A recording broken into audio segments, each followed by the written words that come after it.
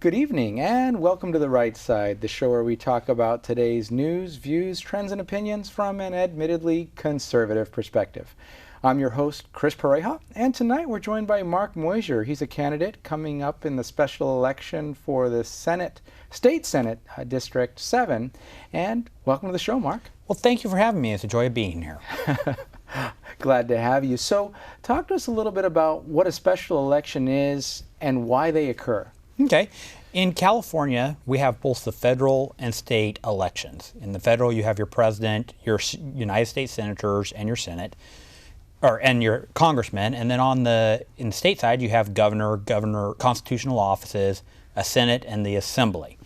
Now, special elections can be for about anybody other than a U.S. senator. If we have a U.S. senator, the governor appoints.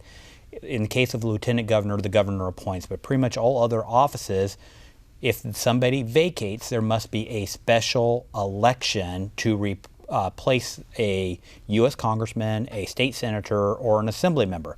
And the governor is given a very short window in which to call that election. So in Senate District 7, which is the East Bay area, everything east of the Oakland, Berkeley Hills, and Contra Costa and Alameda County, the state senator, Mark Meuser, won a seat in Congress. He can't hold both a United States Congress seat and a state Senate seat, so he must vacate the state Senate seat. Okay. And as such, the governor will soon be calling for a special election for Senate District 7. Okay. So give us a little background on the reasons people vacate office. I mean, so elections are one. Yeah, in 2014, there were 3 state senators who ran for Congress and won. So 1 in the Bay Area and 2 down in Southern California. So on the same day, across the state, there are going to be 3 special elections going on. But there's only one in Northern California, and it's in the East Bay.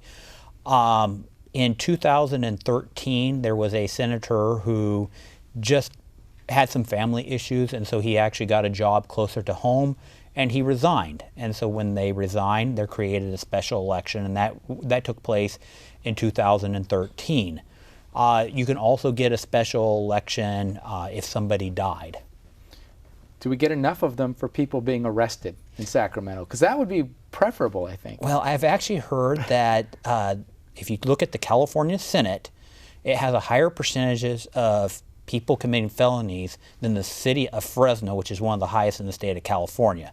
So something to aspire to for the other folks. But yes, as probably most of your listeners know, there was a senator recently convicted of a felony and actually only ended up spending 90 minutes in jail instead of the 90 days in jail he was supposed to because of overcrowding, something that he was part of, but we won't go into that.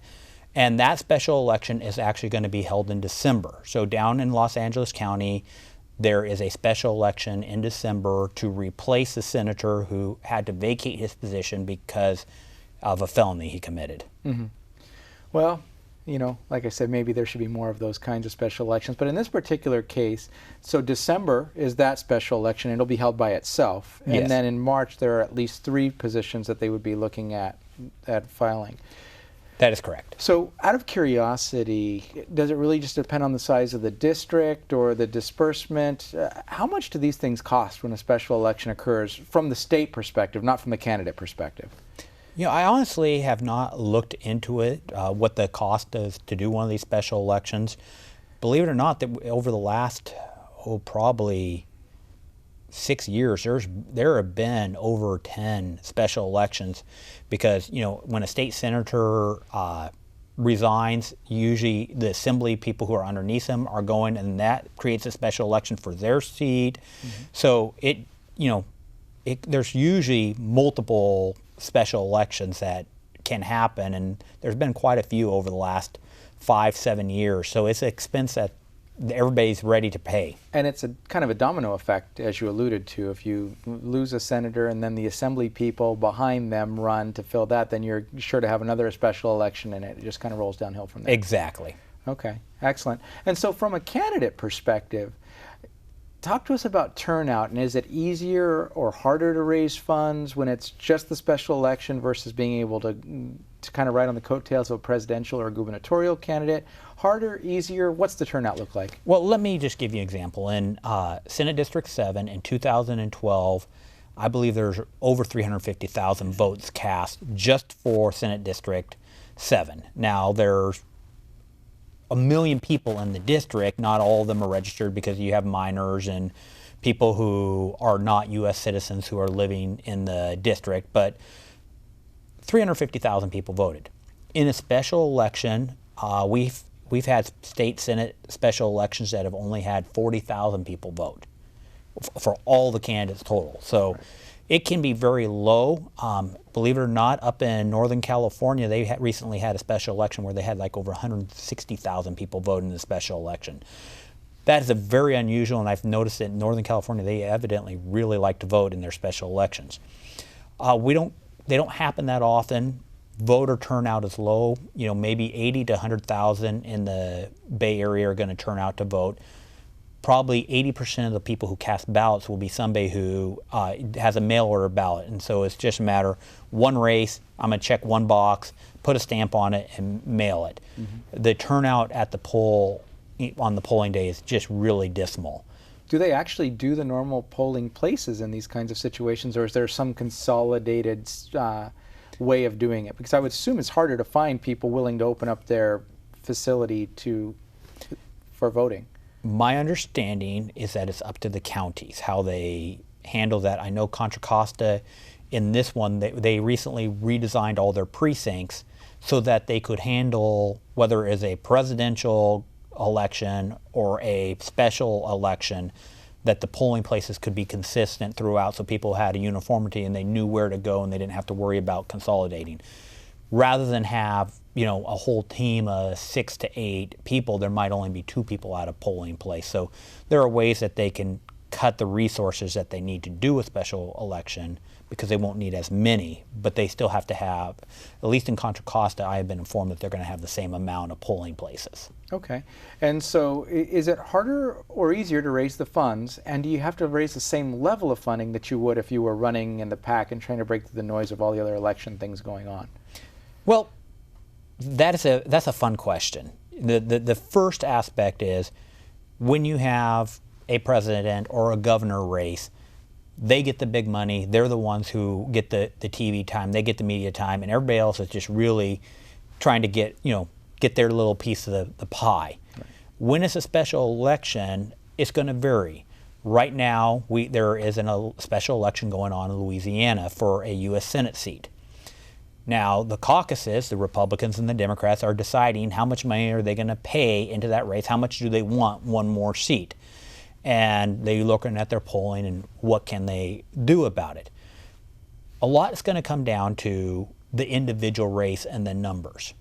In my particular case, it will be a Republican pickup if I can win, or I would hopefully say when I win. Right.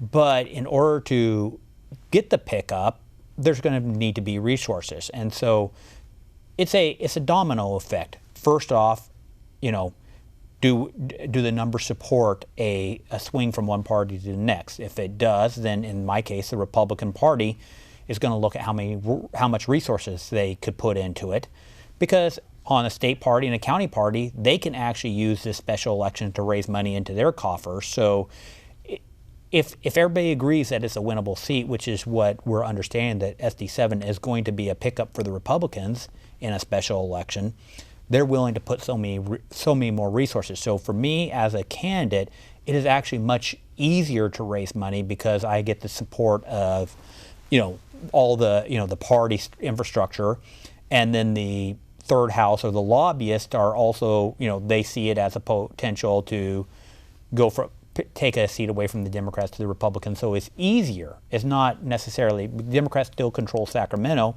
and there are plenty of lobbyists who will just not donate to a Republican because they're only going to donate to the party in power, because that's the one who controls legislation. So it's not, my Democrat counterparts are going to have a lot easier job fundraising because they're the party in power. Right. My job fundraising is much easier than if I was in a normal general election, but it's not as easy as my opponents. So you've got the undivided attention factor for getting the focus and getting in front of the various people who might be receptive to a Republican candidate, but also there's a special wind that's blowing through your senatorial target district, being that Catherine Baker just also seems that she's elected. It's not certified yet, but it sounds like she's got it. Yes, Catherine Baker won Assembly District 16. And Assembly District 16 is 100% within Senate District 7. Senate districts are twice as big as Assembly districts, so there's about 1 million people in a Senate seat and about 500,000 in an Assembly seat. And everybody who vote for Catherine Baker could actually go for the Senate seat. So what that does in this special election is it now gives a Republican voice in the Bay Area. We have been lacking that for many years here, where there is no congressman, no assembly, no state senator, not even a United States senator, who was giving the Republican perspective. Now the media, when an issue comes up, they have a Republican that they can go to and get the Republican view of what's going on. So people are going to see that they're going to see Catherine Baker on a regular basis giving the Republican side of the issue of what's going on in Sacramento. Mm-hmm. And because of that, people are going to be more accustomed to seeing, oh, Republicans can win in the Bay Area. Mm-hmm. And so that's going to actually change the mindset of the voters. It's going to also help the volunteers. Mm-hmm. Because the volunteers see that there's a victory. They see that Republicans can win in the Bay Area. And so there is an increased level of excitement. You know, I announced that I was running just a couple, 4 days after the general election, and already it's just the volunteers are just flooding in, and it's really exciting to see how Catherine Baker's win in the Bay Area has just electrified the Bay Area to help get a second Republican in the Bay Area, one in the Senate, one in the Assembly. Okay. Well, talk to us a little bit about your background in politics, and this isn't your first trip to the rodeo.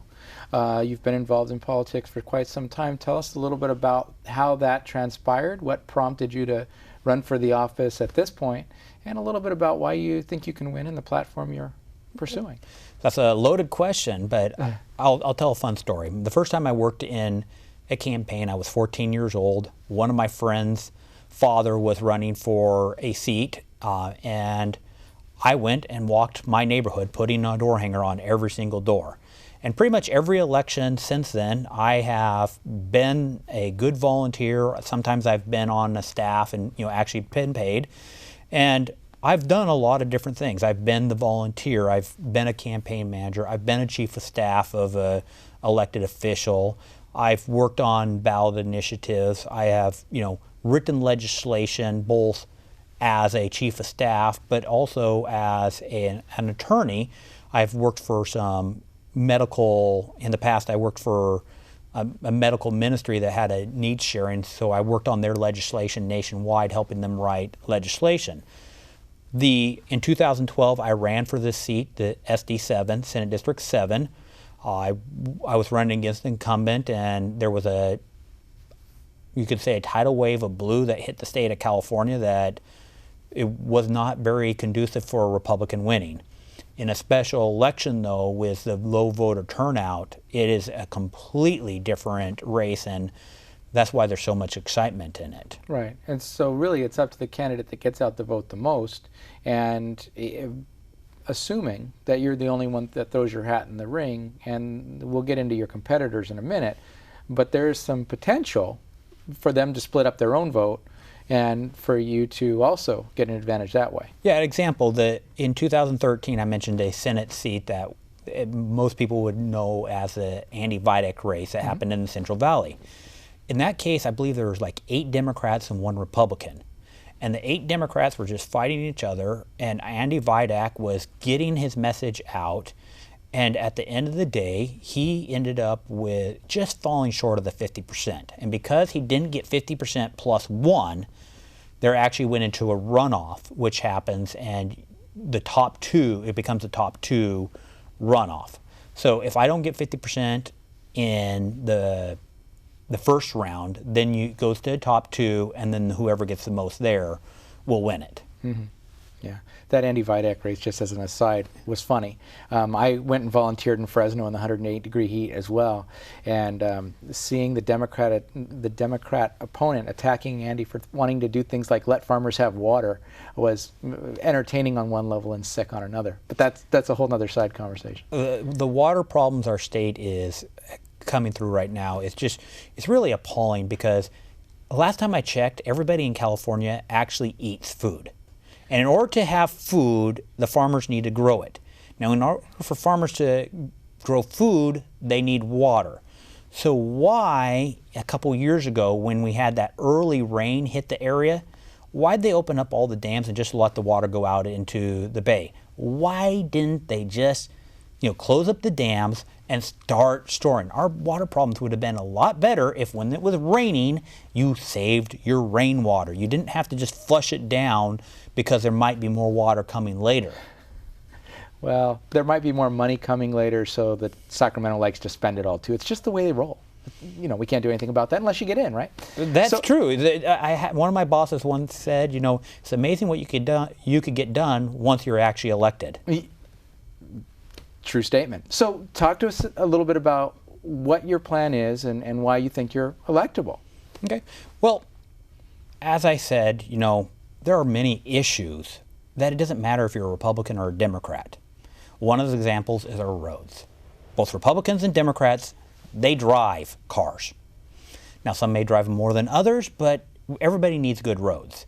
And right now, here in the state of California, 68% of our roads are in mediocre to poor condition.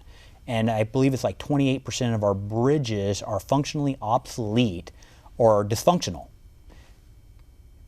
It's estimated that we need $200 billion to bring our roads back up to the standards we had in the 1970s. And back in the 1960s and 70s, we were spending, in today's dollars, equivalent of $250 per citizen. We're now only spending $150. Where's that other $100 going? It's going to special interest pet projects that some legislator has. Instead of spending the money on what everybody agrees on needs to be done, we're wasting the money on pet projects. Now, if we have better roads, number one, California spends roughly $14 billion every year on automobile repair costs that could be avoided if our roads were up to the proper standard. And they say that after we build the roads, it's going to increase the California economy by probably $11 billion every year, just by getting our own infrastructure back on place, where people in the Bay Area are not spending 2 hours trying to get to work. Mm-hmm. We're wasting time, we're wasting efficiency, and hey, for those who claim to be green, all the time those cars are sitting, they're just putting smog up in the atmosphere. Get the cars moving. You're going to have a lot less carbon footprint there. Yeah.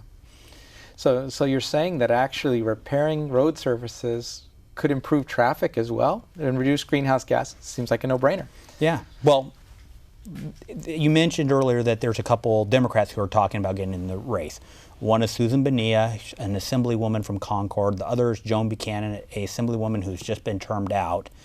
And both of them voted to spend hundreds of billions of dollars on a train to nowhere, a train that's not going to affect a single person's commute into work.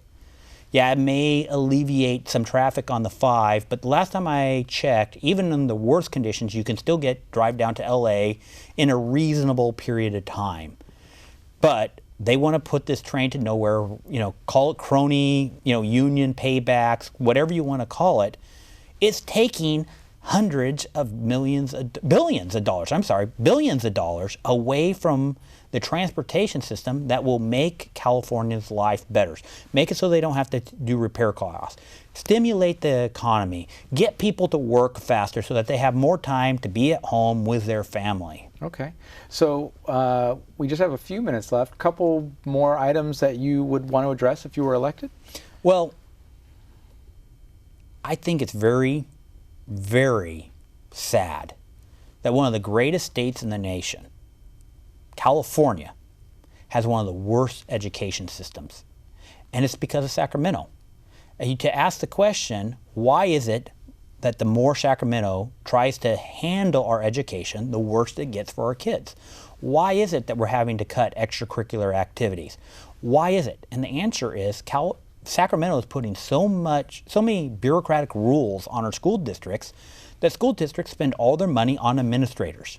And as they spend money on administrators, it takes it away from the teachers who are teaching the classes. It takes it away from these extracurricular activities that everybody says is good for our students, the arts, the sports, the music programs, all the programs that everybody wants their kids to do that we're having a hard time funding, is because we have this middle management bureaucracy that has to be paid, which creates even more pension problems, which takes even more money out of the school system to pay these pensions for these people who are there to satisfy Sacramento. And we need to do something about it. We need to, there have been school districts across this country who have gone to a merit pay system for teachers so that the extraordinary teachers get paid more. And if there's nothing better to motivate a teacher is if they got extra bonus. And if their ability to get more, get a better paycheck is based upon their performance, they're gonna do it. Right. Okay.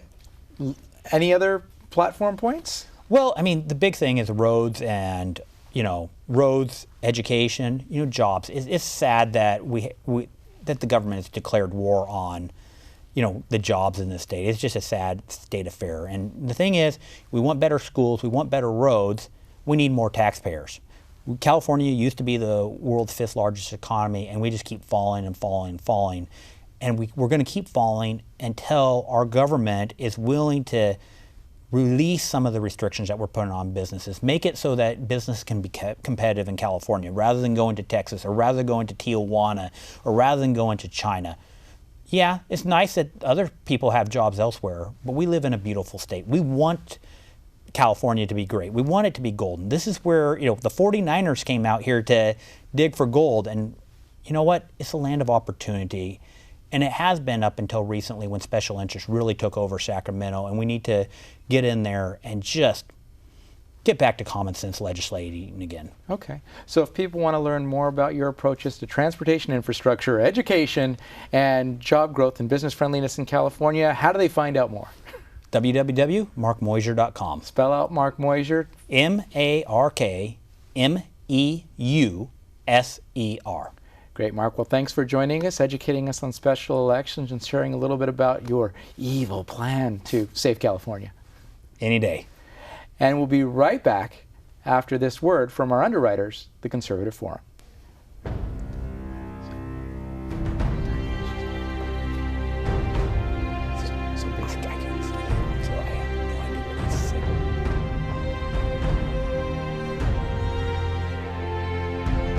The Conservative Forum of Silicon Valley began with 20 conservatives meeting at a restaurant in November of 2003.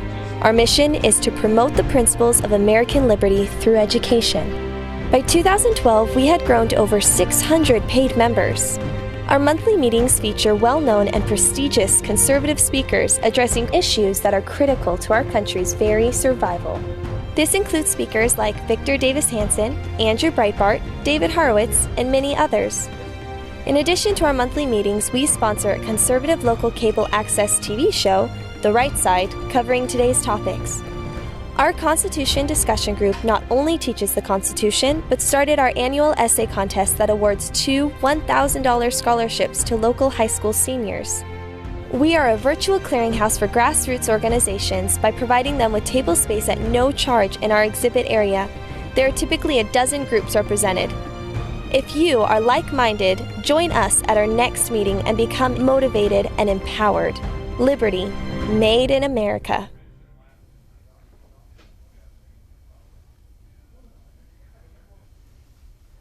Good evening and welcome back to The Right Side. That was a word from our underwriters, the Conservative Forum. We appreciate their support of the show immensely because it makes it possible for us to come and share this information with you as we have this evening. But what they're really best known for is the speaker series that they conduct now on the second Tuesday of each month at 432 Steerland Road right here in Mountain View at the IFES Portuguese Hall, where they bring in speakers such as this evening, where they will have James O'Keefe talking about journalism and really about how citizen journalists can make a difference in the national political scene. In December, Adam Gillette, Director of Development and Outreach for the Motion Picture Institute, will be joining us at the forum. And in January, Bill Whittle will be returning from PJ Media. Looking at March 10th, Dennis Michael Lynch, producer of They Come to America. In April, John J. Miller from Hillsdale's Dow Journalism Program. And in May, we're looking at former representative from Florida and recipient of the Bronze Star for Valor, Alan West, who many of you are probably big fans of. You can learn more about the upcoming events at the Conservative Forum at theconservativeforum.com. And again, we appreciate Mark coming this evening because special elections, regular elections, let alone special elections, confuse a lot of the citizens about how things work, who's got jurisdiction over what, and really how the civics process operates. This is an opportunity for someone like Mark to get in, to get the attention they need to get elected and make a difference in the state Senate in Sacramento. So do your research, find out a little bit more about Mark, the special election here, or other special elections across the state, and more importantly, get out and support your candidates, whether it be volunteering to get the word out about their campaign, getting all over Facebook, or doing whatever you need to do to make sure your voice is heard and your needs are represented in Sacramento. Because the great thing is, with less competition for your attention and others, you actually can make a difference in other parts of the state that will affect Sacramento. We'd like to thank you again for joining us this evening on The Right Side. I've been your host, Chris Pareja, and I'll look forward to seeing you again in person or on the show sometime soon. Have a great night.